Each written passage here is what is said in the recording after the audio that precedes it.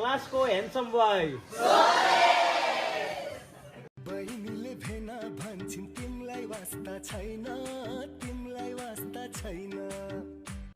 Test भन्दा बिरामी हुने मान्छे। पिरातीले भाँच्दियो दिलको बेड, त्यही भएर आई एम नट इन्ट्रेस्टेड।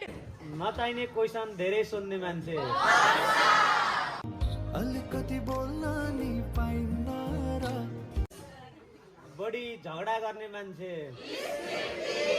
एउटा आगो भयो भने अर्को पानी हुनुपर्छ। अनि हामी चाहिँ जहिले पानी स्कुलमा फुल ड्रेसमा कहिले पनि नआउने। ड्रिङ ड्रिङ